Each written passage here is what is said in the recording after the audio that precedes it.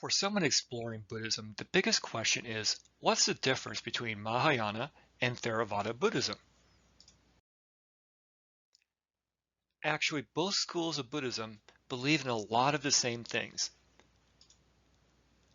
For example, they all believe in the historical Buddha, they believe in a monastic community called the Sangha, and they believe in the teachings of the historical Buddha known as the Dharma or Dhamma.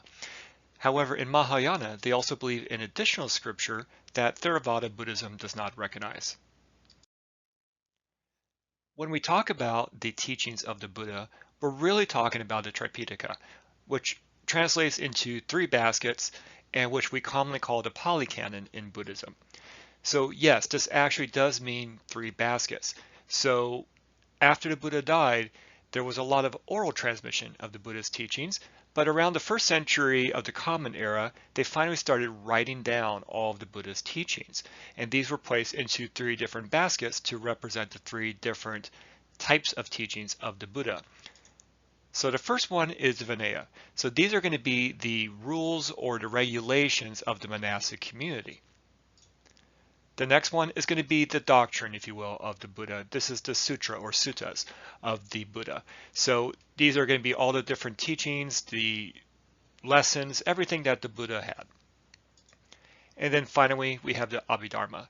These are going to be the types of analysis and interpretation of the Buddha's teachings. In Mahayana, there are additional teachings or scripture that are not found in Theravada. That's because they're not part of the Pali Canon. However, there's many popular ones that many Mahayana Buddhists actually read. For example, the Platform Sutra, the Heart Sutra, and the Diamond Sutra are some of the most popular ones in Mahayana Buddhism. When we talk about meditation in Buddhism, we're talking about two different types. We're talking about samatha meditation, which is basically mental concentration or calming meditation. This is where you're calming your mind of thoughts and things arising inside there that could be a hindrance to your practice. This is practiced in Mahayana Buddhism.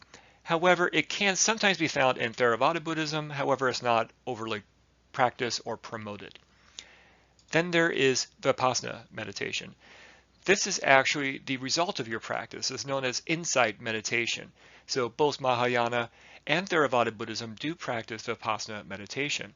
Interestingly enough, Vipassana meditation does not appear anywhere in the Pali Canon. However, it became very popular in the 20th century. When we talk about the major differences between Theravada and Mahayana Buddhism, it's going to be right here. It's how you get to the end goal of Buddhism. So regardless of being Theravada or Mahayana Buddhism, the end goal is to escape the cycle of birth and death, which is to mean no more rebirth. So in Theravada Buddhism, they say you need to become an arhat, whereas in Mahayana, they say you need to become a bodhisattva. Let's talk about Theravada first. So basically, you want to have personal salvation. If you will, for an analogy, imagine a burning house that you're inside. You may not actually recognize the house is on fire, but the Buddha said, you know what, the house is on fire. Here is how to escape this burning house. Here's the doorway. Here's how to get out, provide you everything that you personally need.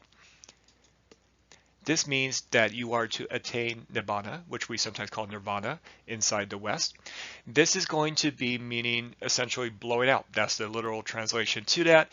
So you need to attain this state where you understand, yes, I'm inside a burning house, and yes, I can escape this burning house and no longer have rebirth and escape the cycle of birth and death, which means I've escaped samsara, which was that burning house.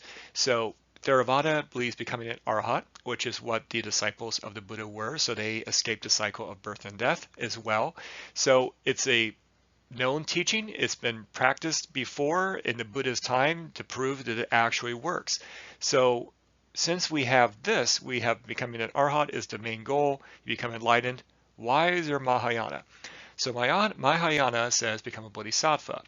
So that basically means, in compared to personal salvation, you're actually here to save all sentient beings, follow the bodhisattva path.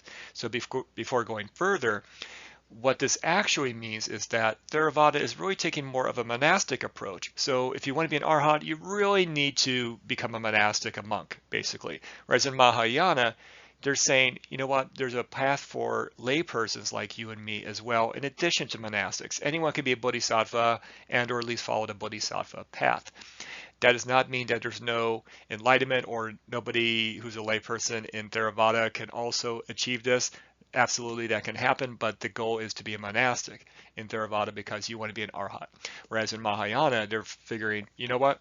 Everybody needs to be saved. You just can't be an arhat and save yourself because, you know what? That's kind of like a false illusion. You're really going to be coming back again to this cycle of birth and death. You're not really escaping. So they're saying become a bodhisattva, save all sentient beings. That's a bodhisattva's vow, following the bodhisattva path. This means you can also become a Buddha. So the end goal is actually become a Buddha, not an Arhat. That's because we all have Buddha nature inside us. We're all capable of achieving the same thing that the Buddha did. Now, we're not talking about becoming the same as the historical Buddha that we know. That's known as a Buddha of our age. This is someone who has the teachings that we all follow, like we're following his teachings right now. But anybody can become a Buddha. And that means you're staying in samsara. You're staying in the cycle of birth and death, compared to in Theravada, where you're getting out of that burning house, you're actually going back into that burning house. And the reason is there's other sentient beings inside there. You need to save them as well, too. If you're saving yourself, what about all those people back in there who are inside that burning house? They're not maybe recognizing it's on fire. So if you look between the two, it may sometimes feel like, well, Theravada, why are you leaving that house with other people inside?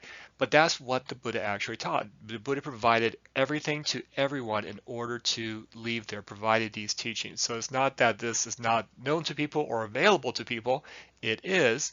Whereas in Mahayana, they're like, yes, it is available, but we're still going to go back voluntarily into samsara. We're going to stay in samsara and keep going in a cycle of birth and death, compared to completely leaving altogether. Thanks for watching. I hope you enjoyed this short presentation about Theravada and Mahayana Buddhism. There's a lot more to explain about this. You can find that on my article found inside the About section of this video on YouTube. There's going to be a link to the article. We'll go more in depth in a fun and interesting way to kind of explain the differences between the two and how a lot are actually similar. Please subscribe for more Buddhism videos on my channel. Thank you.